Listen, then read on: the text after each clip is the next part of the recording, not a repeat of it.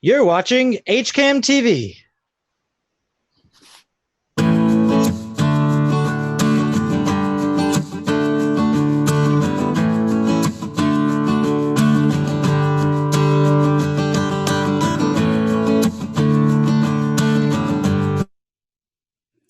Hello, this is Cheryl Peralt, and this is Friday Night Wake Up Call. And this is a weekly program that has gotten started during the time of pandemic and quarantine, where I invite two people, an artist, songwriter, or a poet or writer.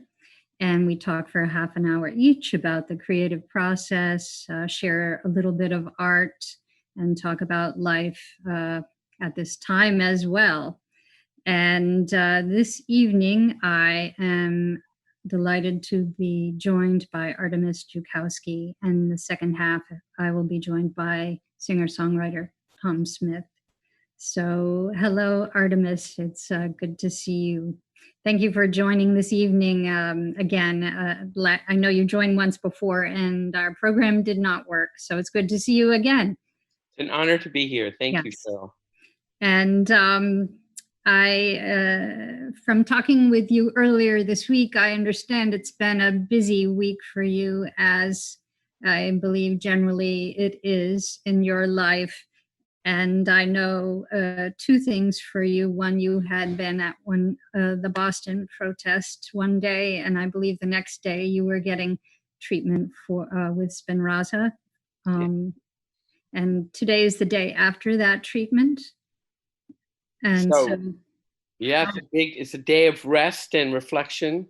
Mm-hmm. Also encouraged more speaking out about the racial challenges we have at recognizing our similar humanness that we all share. Mm-hmm. And no, I'm very honored to be here. I've as you mentioned, I've been in a hospital yesterday getting treated for Spinraza. This is a new and exciting drug that has been developed by Biogen and Ionix, and I've been privileged to be part of the initial trial for adults with this Spinraza. I have a neuromuscular disease called spinal muscular atrophy, and most people die before they're 2 years old. I've had it all my life, but I have a very mild form, and I've been very lucky to create a lifestyle as an artist in spirit with my disease, because I see my disease as a gift, not as a detriment only. Clearly it has challenges, but I've lived a wonderfully creative life because of my disease. Well, I can see that, and we'll be talking about your art and perhaps that connection in a few minutes. And I wonder if there is anything in understanding one of the films you're working on, and Spinraza, if you can also describe how spinal muscular atrophy can impact you in your life.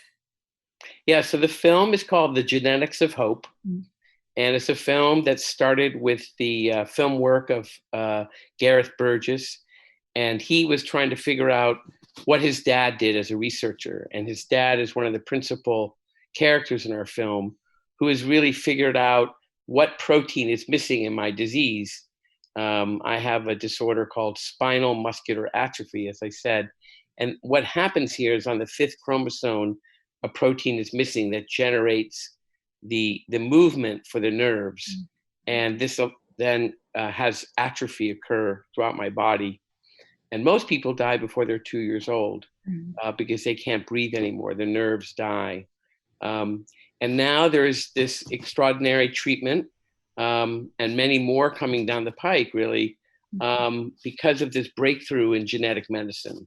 And our story really centers on 4 kinds of characters. The patient, of course, the family, the doctor, and the researcher. And we show how through this incredible organization called Cure SMA, we created a community of researchers and doctors that would work together. And this led to this breakthrough with Spinraza, which is the first drug for this disease. You know, all my life I thought I would die of this disease, and this would be, you know, my fate. But now we have real hope that I might live a long normal life, and maybe even longer, because now I have the genetic material in me that has been missing. Yes, I had opportunity to see the film, that the links you had sent to that, and see it as a powerful um, film of hope, of and importance of our medical experts and researchers out there. And you also show the importance of collaboration and working as a team all together to make this happen, and showing the joys and sorrows of dealing with this disease, and then what can be possible when people work together, which is a common theme, I think, also in many of your films. Right. And so this is going out to the world pretty soon. It'll be streaming this summer. We'll have an announcement where, but one of the major outlets will be streaming it. And then we hope to bring it into schools. We have a whole educational component for both middle and high school students. Wow. On biotechnology and on the whole DNA that each of us carry, this unique structure that each person inherits from their parents, and really understanding our DNA as not something abstract, but really through this genetic breakthrough in what's called RNA research, we've been able to come into the genetic system through the spinal cord with an injection. It's like a spinal tap into your spine. And we show this in the film Genetics of Hope, where we really see how this research has come to fruition over the 40 years that I've been involved with the research. Yeah, and I would think at this time in dealing with the pandemic, this draws everyone in as viewers and potential participants in thinking about dealing with the possibility of COVID-19, and you know, praying and hoping that the researchers are going to work very fast to find a vaccine.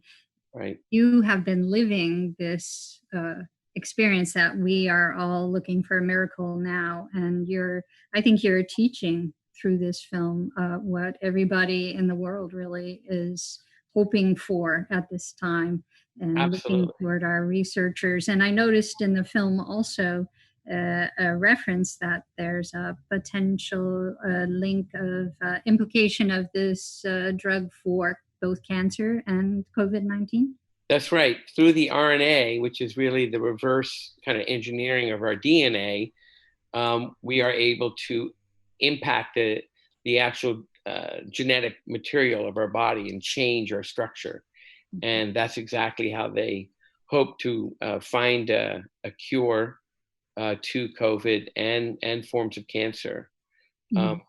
In the next 20 to 30 years, there will be breakthroughs in every genetic disease. There's 7,000 genetic diseases in the world that we know of.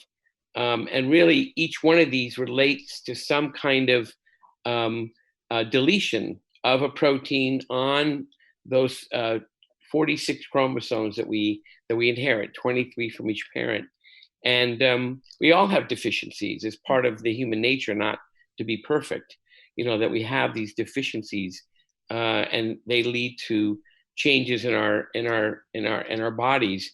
And really now, for the first time, we can go in and actually affect those deficiencies for any kinds of disease. And so that's the excitement of this film, is that it leads to bigger opportunities for every disease. Yeah, well, that's very exciting. And I know that children are involved in this film too. I believe that Miles is one of the names of the very, appealing children there, and a few others too. And so you see how the hope for this cure also affects our future generations, which Right, right. is important. I mean, one thing you really see in these stories is like Lorenzo's oil, that story of the family that came together to find a cure for Lorenzo. These families are really enabling the research to happen. Mm-hmm. And this happens all the time, but here we show it in a way that is very concrete. And really it's about bringing people together and having these conversations in a way where everyone is learning and empowered by the information. Yeah. Well, you do show this in a very up close, intimate, and connecting way for everybody to get in the shoes a bit for this film. And I know this is one of many. I'm not even sure how many films you are connected with, but I know there are quite a few listed on your website. And there are two others I wanted to talk about with you. And I heard, I think on the news at some point today, Congressman John Lewis making reference to us as global families, saying we all live in the same world house, that we are connected to care about each other. And I noticed this in some of your films about the world, including Cries of Syria and Re-Evolution, the Cuban Dream. And in noticing and seeing the trailers on them, I think they are also very exciting and important films for us, especially in these days and how our world is changing and all we're dealing with. Can you talk a little bit about those and what inspired you? Absolutely. Well, I was born in Italy and then lived in Lebanon and then lived in Hong Kong. My mom is an archaeologist. So I had the fun as a child growing up, working with her on her digs. And I always grew up with a sense of being a guest, a part of a family in someone else's country. And one reason when I came to America that I was so confused about racism was that I never experienced myself being someone being racist to me. I always felt included. And so I always wanted to do projects that brought the world together in ways that were real. And this film, Genetics of Hope, does that. Many of the characters are from around the world. And then in my work with Cray Novick, we have done a film that really is his senior thesis at college called The Cuban Dream. And this is a 4-part series that will premiere on PBS this fall during Spanish Heritage Month. And we will be in a position to really share the story of Cuba today, and really celebrate the cultural beauty of Cuba, the literature and the artistry of Cuba, and really the expression of the Cuban dream today, which is really to be part of the world community. Cuba has played such an important role with COVID. They were the only country to accept a ship that wasn't part of their port of call because COVID patients were on the ship. This was an English ship. Cuban doctors were the only doctors that traveled around the world as a country to serve other communities, particularly in Italy. And you remember that wonderful scene of the Cuban doctors receiving a standing ovation as they arrived in Milan. So we really celebrate that spirit of Cuba. And we really also celebrate what Obama did during his presidency to normalize relations with Cuba. And even though there have been setbacks with Trump, the desire of the Cuban people to connect with each other, both in the U.S. and Cuba, is undeniable, and something that we hope to promote over our filmmaking careers. That too sounds important for offering as your means of art, as well as in our momentum and desire for making a better world. As we have pause first in this time of pandemic to look at the whole of our world, and Right. then more recently with all we're dealing with facing systemic racism Yeah. and in our country and all. So these are coming out at important times for inspiring us as adults, viewers, as well as our children. And this reminds me, you mentioned that you're hoping for your film Genetics of Hope to go into the schools as curriculum. And I know this already is happening for children over in Europe who are seeing the aftermath of the film about your very own grandparents, which we haven't talked about. Was that this is called Defying the Nazis, the Sharps War. And was that your very first film you worked on? That's the first film I directed with Ken Burns. Mm-hmm. I had worked on 4 films before that as a producer, Mm-hmm. and learned what filmmaking was about. But it was really with Ken Burns that I feel like I became a director, working with him. He mentored me the entire time in the most wonderful way. I also had an extraordinary team of filmmakers, including 2 of my daughters, Emma Blackster and Alexandra Jukowski, and a wonderful editor, Eric Angra, and then Matthew Justice. And we worked as a team for 4 years. We'd also worked with other filmmakers before getting the footage. Deborah Schaefer was a big part of that, and Stephen Weckler. And we worked, I think, this started when I was in 9th grade. And I was given an assignment by my teacher to interview someone of moral courage. And I went home and I asked my mother, who should I interview? And she said, well, go talk to your grandmother. She did some cool things during World War II.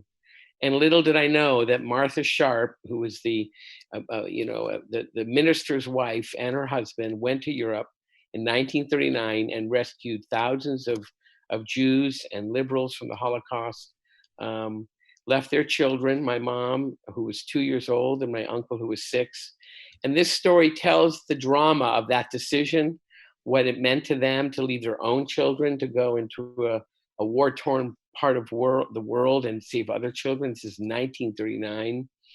And then they return again in 1940 to help dissidents escape and establish an underground railroad that goes through Spain into Lisbon and out to the rest of the Americas to rescue people, including Cuba, which is so ironic. But the most interesting part of this whole story is that I never knew about it until I got this assignment, and that I discovered through my own questioning my grandparents' story. And I didn't know them very well because they had divorced and we had grown up. I had grown up overseas. So I did not know them as a couple. And so I had to piece together the story of when they were a couple, they did this remarkable work, but then they broke up, so they never celebrated their lives together. And I was able to put the pieces back together and find out their individual stories, and then have the fun of taking their diaries and letting them narrate their own story. And I think that was the most amazing part of my filmmaking career. And it goes to the other projects, Cries from Syria, where we really invited people on the front lines of Syria to send their footage in, and then we would edit it. So it was really the narrative voice of the witness being the storyteller, and not trying to tell it from a third party, but from the voice of the actual person who was telling the story. A bit of archaeologist, like right. Your mother, right? And storyteller. Exactly. Yeah. And I know, that is something I meant to say about you. I know from your films how you reach people with these stories. And also you have written a book about your grandparents. Right. And I've seen you give a presentation PowerPoint, as well as just be a storyteller yourself, and that you can come across so powerfully with these important stories you have to tell, with, it seems, some urgency in you to tell them as well. And yeah. I have to say about your grandparents' story, when I saw that film on PBS, that still stays with me as a very inspiring story that I hold on to because I have seen movies and heard stories about people we think of as heroes that are distant, Gandhi or Dr. Martin Luther King Jr. But in this case, it is somebody I know and his grandparents that he finds out from a school project, and that people can, and one was a minister, your grandfather, I believe. Yeah. People in everyday life can step up and very frightening, large challenges and face them and make amazing things happen to help other people. It's just when I get worried about facing challenges, that's a big story that I refer to, that they did it. We can remember this story when we have to face very hard challenges and fearful things in life. Yeah. So your mentors became mine too. Yes, yes. And we all come from, every one of us have family members that risk their lives to come here. One of the assignments we make to students from our curriculum is to interview someone of moral courage in their family. And little will they know that their great grandmother was involved in the suffrage movement, or someone in their family escaped from a prison where they were being abused. There's so many stories of courage, and courage is not something that we need to make a very to make that only unique people do it. We all have acts of courage. Often we look at things in these kind of, let's say, categories, that we're either a bystander, or sometimes we're the perpetrator, sometimes we're the victim, and then sometimes we're the upstander. And I think really the curriculum that we develop with Facing History and Ourselves really promotes this notion of what does it mean to be an upstander, like my grandparents. What does it mean to choose to stand up to difficult situations and to defend yourself? And we do a lot of work around giving refugees now cameras so they can document their stories, and often the camera is what saves them. It's what defends them, because by taking a picture of a situation, the person approaching them knows that this could be recorded, and that then protects that person. We really believe that the social justice impulse, as Martin Luther King said, points in this direction of justice, and that we will all come to this place of realization that we are connected by our humanity, that we are connected in our DNA from the same species, and that we belong together, and that really racism is fundamentally a very superficial issue. That we would judge someone by the color of their skin, and it shows how superficial any of us would be, that we have prejudices of any kind, whether someone's disabled. A lot of the work I do now, and the next real project I'm working on, is called Inclusion at Work. I'm working with No Limits Media, a nonprofit I helped to found, Larry Rothstein, and a wonderful group of filmmakers who are telling the story of people with disabilities being meaningful in the workplace, showing that loyalty between a person working, and if you hire me, I will be loyal to you, and also showing that people with disabilities, as I called, we're all differently abled. It's not disability, but different abilities. But the people with disabilities who can't get to an office place now, with COVID, the disabled people can teach the rest of the world how to work from home. We're used to being in an environment where we can't travel, so we have to make other choices. And I think that's an opportunity that I am excited about, is how to increase the number of really jobs for people with disabilities. They're the highest unemployed sector of our economy. And now we're realizing that people with disabilities have great gifts that we didn't really understand.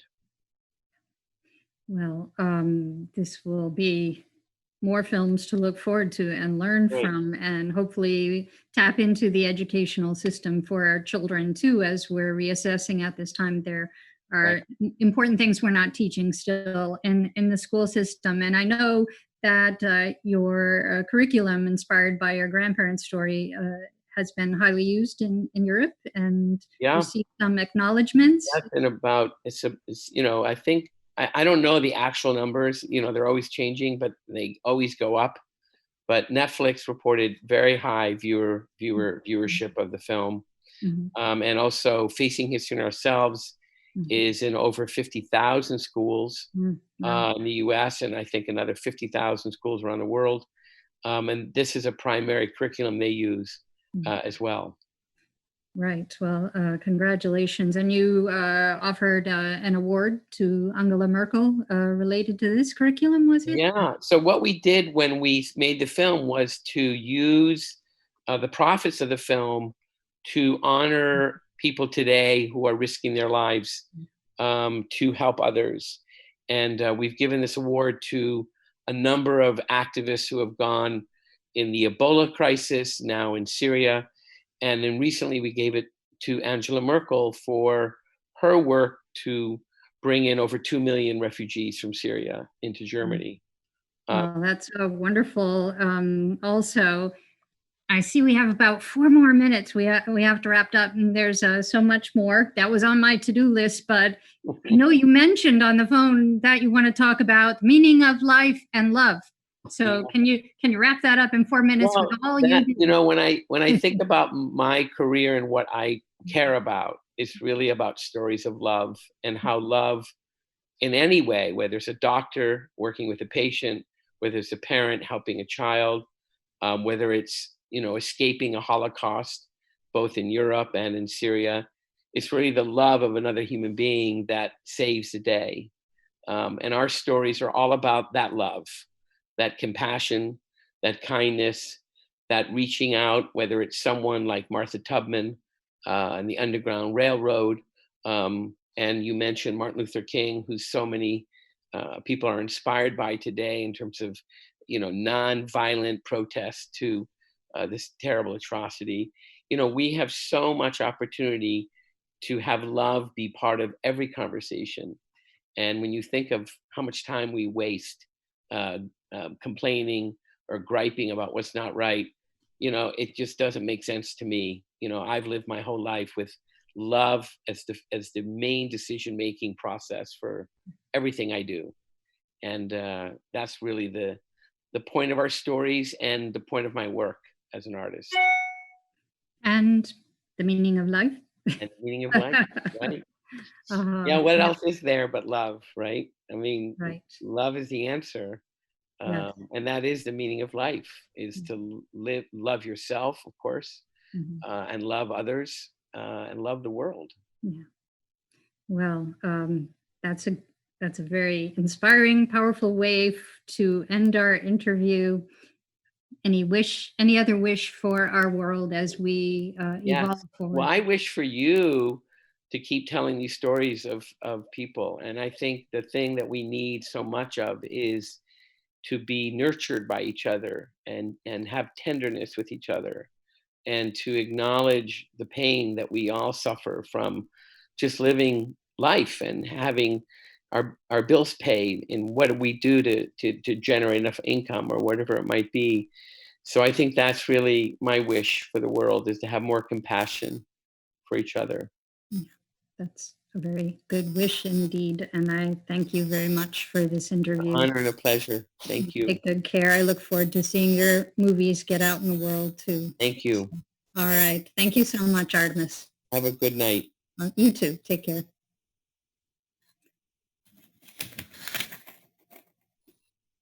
Now we are at 7:30, the time the program turns, and generally in the second half hour, I have the pleasure of interviewing a singer-songwriter friend of mine, and we have Tom Smith. Hi, Tom. I see your mute button is on. There we go. Hello, Cheryl. Can you hear us? Am I on? I can hear you. I can see you. Um, so I am assuming that folks on the screen can see you too. And I'm just going to say a few words about you before we begin. But thank you for joining from your home out there.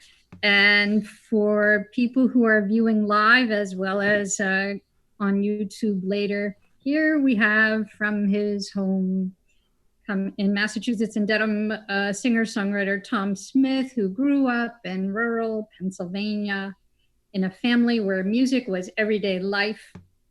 And Tom began writing music 45 years ago. Well, that's my Aunt Carrie taught me how to play the ukulele when I was 5 years old, so I think it's even longer than 45 years. Oh, okay, thereabouts then. And interesting, there are a lot of young people interested in the ukulele these days. So. And Tom performs at festivals, coffee houses, schools, concerts through northeastern United States. And Tom has recorded 5 CDs, including just recently recorded Planting in a Drought, CD number 5, which addresses new songs of struggle, protest, and encouragement. Perhaps we will hear a little bit more about that. And also for you to know that, this CD is receiving radio airplay on folk stations around the United States and the world. So we're here to talk about your songs and your creative process and maybe how things have been changing during this time of quarantine. How about first, how are you doing in the last few months of this time?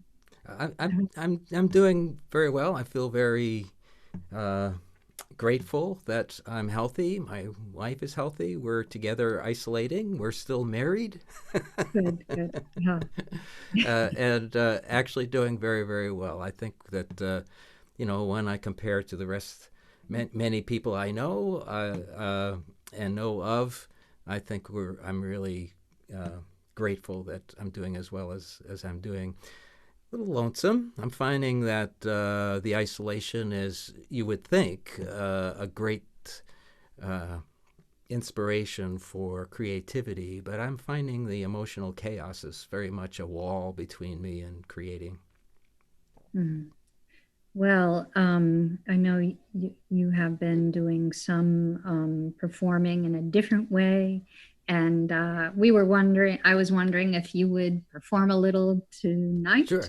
A couple songs I don't think I mentioned, but you do write songs, I think I read in your bio, that reflect on everyday life, of a voice of the people. And if I remember correctly, you are inspired by the folk singer-songwriter Woody Guthrie. Woody Guthrie, indeed, and Pete Seeger. Pete was just perhaps my greatest inspiration, as well as I didn't know him very well, just met him a couple of times but there are a number of other folk singers I knew growing up and knew as a young man who were instrumental in helping me learn music and apply it to everyday life. I'll sing a couple of songs like this one, for example. I wrote this song. I'll do a couple of songs kind of on current events, and this is a song that I put on my most recent CD, Planting in a Drought. And I wrote it right about the time of the Paris Climate Summit, when I was feeling overwhelmed and was looking for a way to encourage myself to work towards a goal that seemed very far away and against forces that seemed very, very powerful. And so what happened was this voice of my mother, bless her heart, would just come to me saying, Tommy, just do the best you can. So that made its way into this song, as did Pete Seeger in the first verse. An old man on a stage, his age belies the power of his song. With a voice that may be shaky, he clearly sings of making right from wrong. because he's old, he is told it's time to bring your singing to an end. He replies, as long as I can play my banjo, I'll do the best I can. I will do the best I can. I won't listen to the noise. I'll wake up and take a stand, put my heart to my voice. Stones are smoothed by grains of hen sand. Even though I'm just one man, I will do the best I can. That Phoebe in the rafters of my front porch doesn't stop to take a rest. When she hears that music flowing from her feathered offspring filling up her nest. To and fro, bugs in tow, on a task that never seems to end. So I ask her how she does it, and she tells me, I do the best I can. I do the best I can. I don't listen to the noise. I don't claim to understand. I don't have a choice, but I'll sing in the end. This is where it all began. That's why I do the best I can. Sometimes I count myself among the many who are ready to give up. How about you? Perhaps we've started way too late and the distance is too great to make it up. But step by step we can get farther from the start than from the end. For the sake of all our children and their children, I will do the best I can. I will do the best I can. I won't listen to the noise. Wake up and take a stand. Put my heart to my voice. I will get there in the end. I'll sing it once again. I'll do the best I can. We will get there in the end, if together hand in hand. We do the best we can.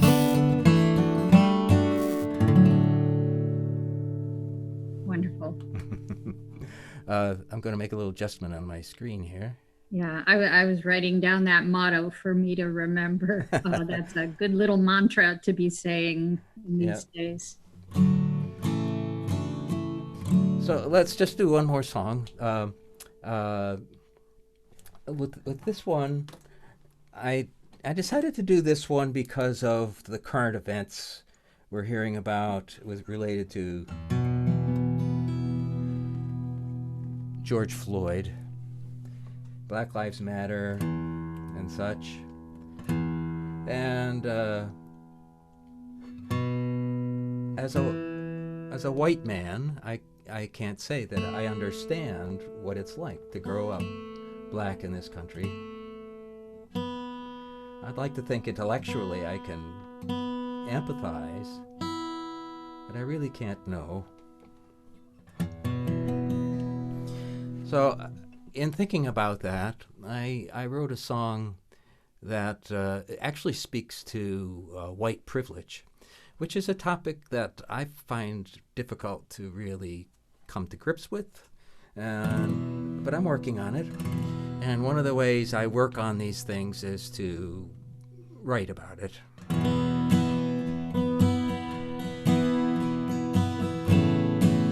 This speaks to my own experience.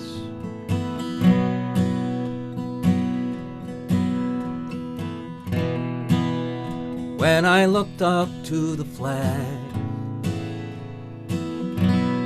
my young hand upon my breast, proud of the nation that we had, I swore allegiance to a pledge written on my classroom wall, with liberty and justice for all.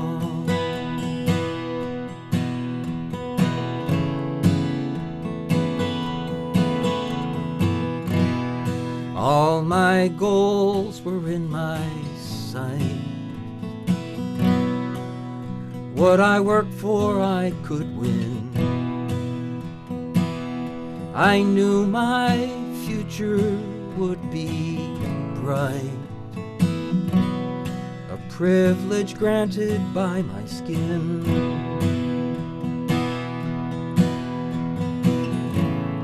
On the white side of the wall, I saw liberty and justice for all.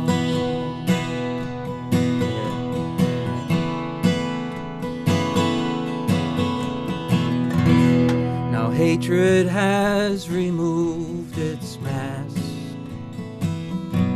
emboldened by the choice we made. The stars and bars flies from the mast.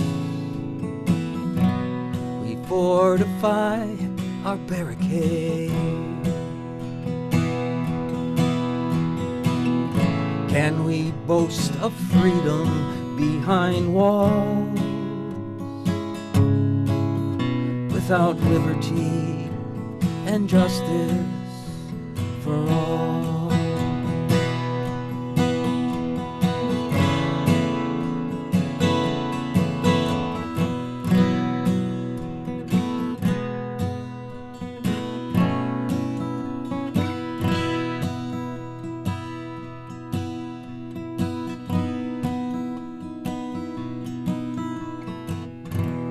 Now as I look upon the flag, scarred by anger and by greed, I unfurl that tattered rag to raise a dream I still believe. I pledge to tear down my walls, to build liberty and justice for all. I pledge to tear down my walls, to build liberty, justice for all.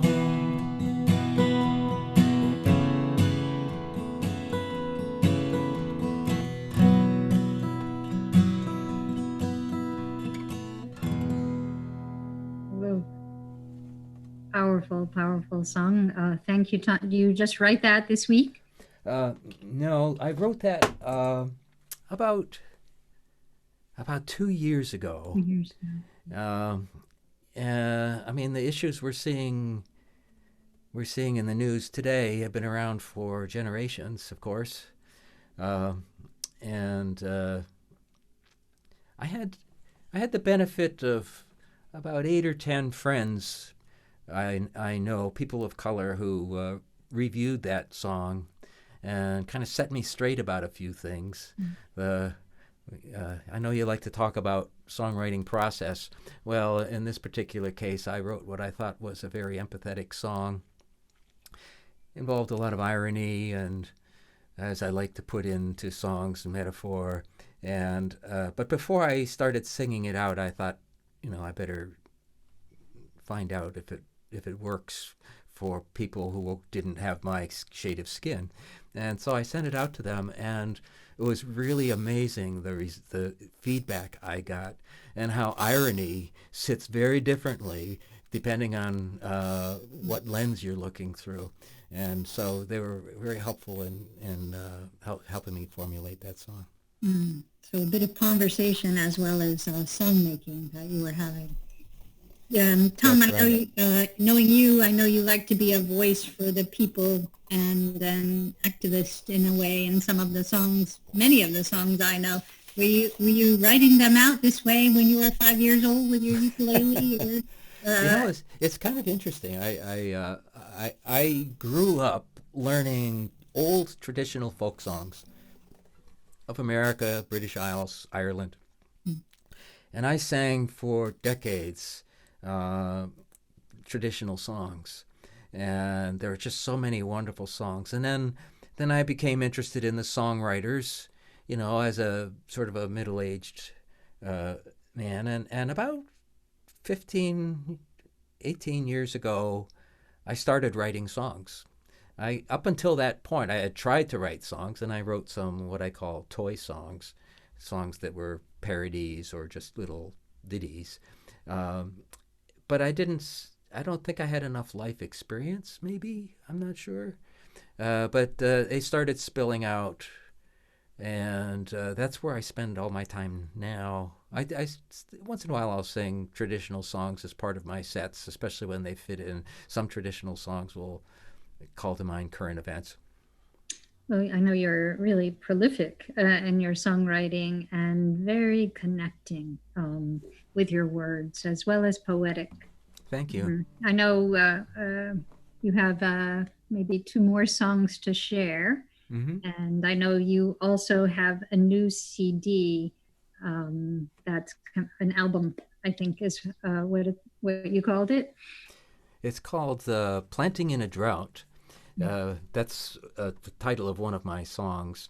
And I used that title to name the CD because it's songs of struggle, protest, and encouragement.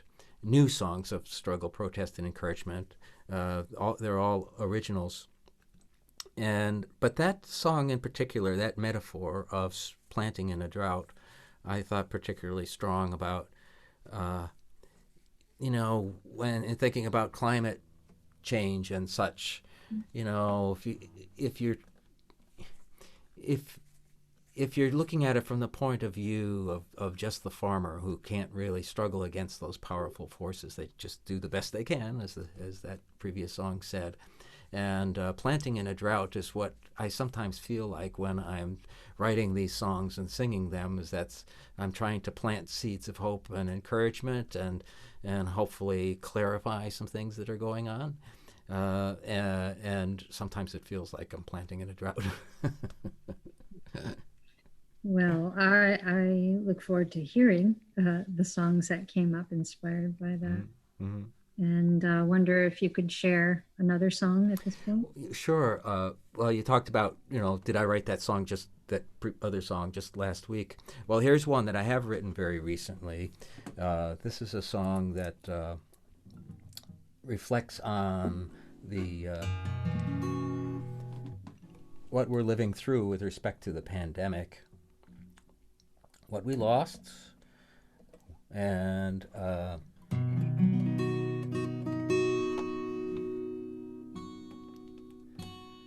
what we might gain from going through it. I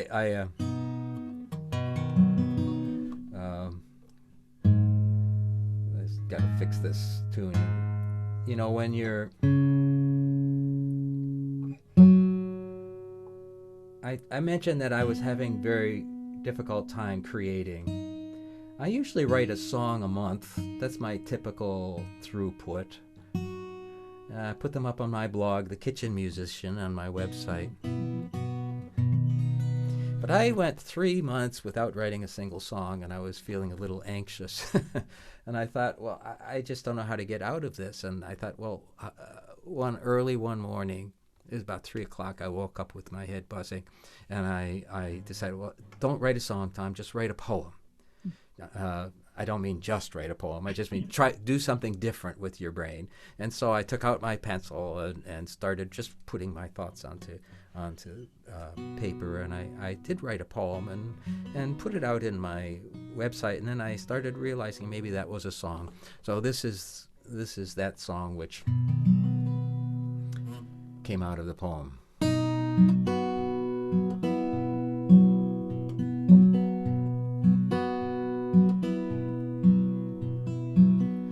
Heartache embraces me, this dark companion by my side, calls the tempest from the sea. I wade into the flooding tide. I tally all that's swept away, and now I value twice as much laughter in a street cafe, a walk with friends unafraid, the warmth of human touch.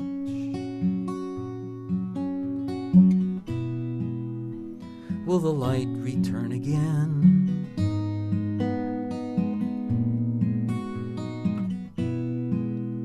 Will the light return again?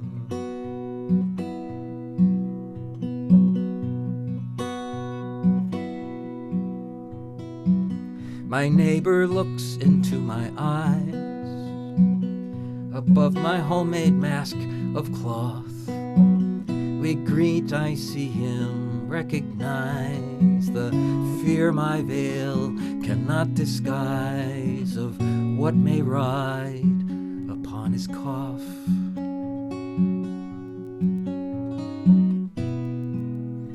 Will the light return again?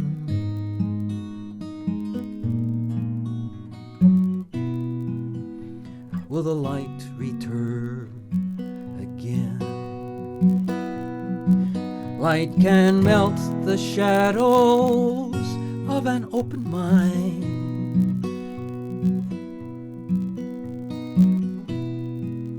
but it's useless to a heart that's blind. What will be left within the sieve when this darkness has been drained? Will we change the way we live? Will there be kindness left to give when the light returns again?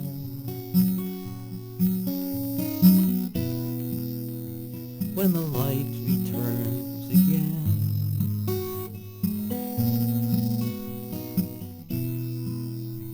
When the light returns again?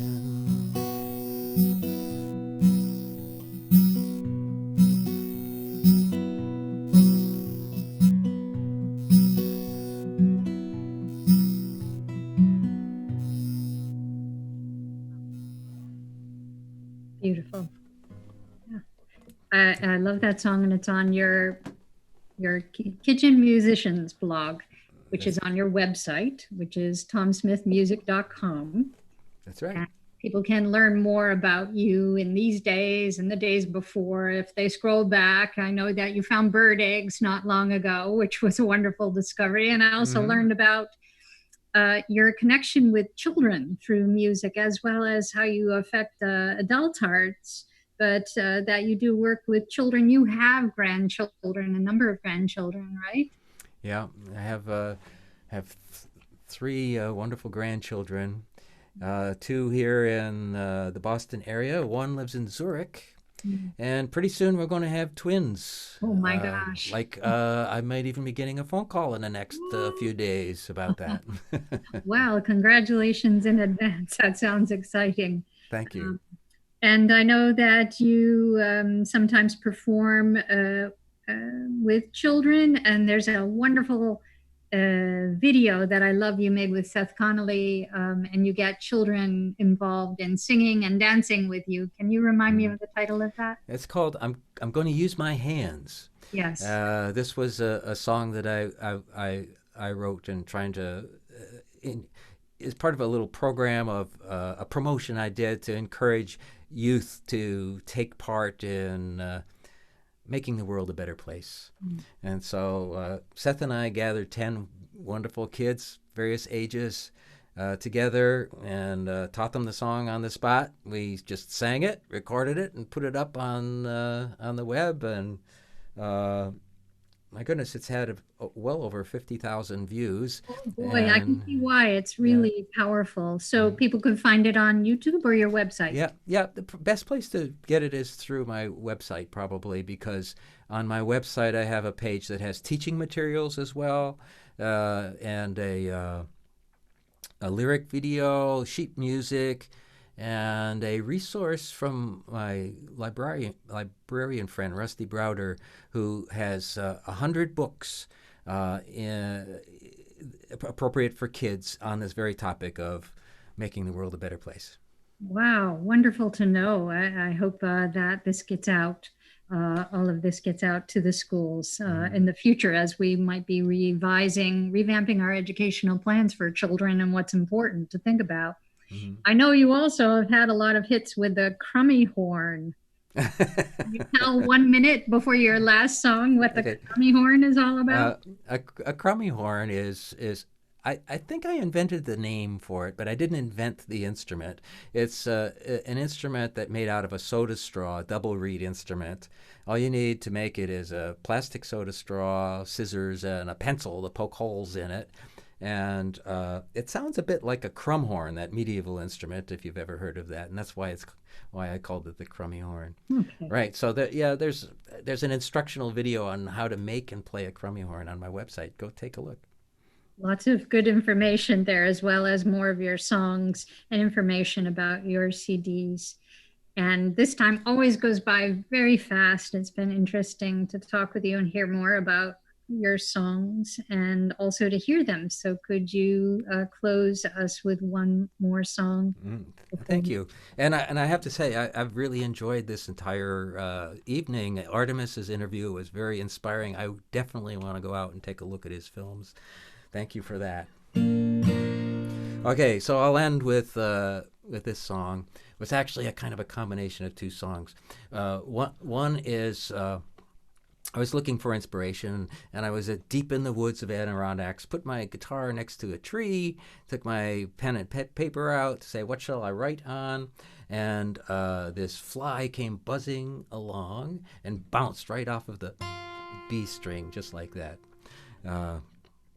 That's pretty cool. Yeah, and so that's how started this song. Okay, and the second part of the song has an easy chorus. If there's anybody out there who wants to sing along, it'd be great. I just want to let you know we end promptly at 8, so you might be singing us out. Okay. Good way. Thank you so much. My pleasure. A fly struck my B string, and no one was listening. I heard her singing a song of this place. But on this blessed morning arrived on a fly's wing the herald awakening, amazing grace.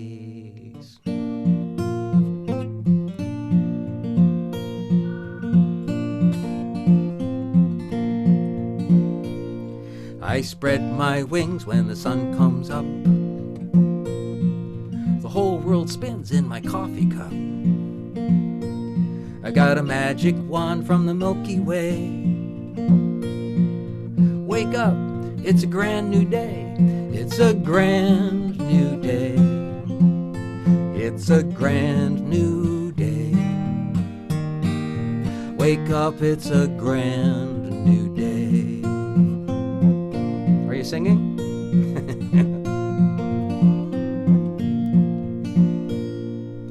Dandelions like powder puffs. It's a perfect time to fall in love. A bluebird song and a feather spray. Wake up, it's a grand new day. It's a grand new day. It's a grand new day. Wake up, it's a grand new day. I feel better already. I displaced my grief with the will to care. I shed that thief we call despair. Here comes the dawn, I'm unafraid. Wake up, it's a grand new day. It's a grand new day. It's a grand new day. Wake up, it's a grand new day. A day when I will turn myself around.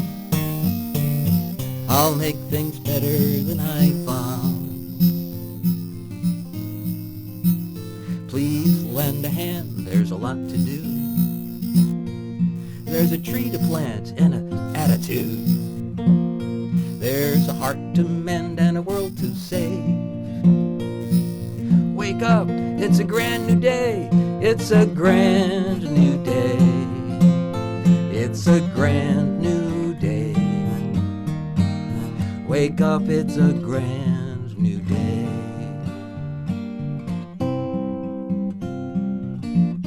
It's a grand new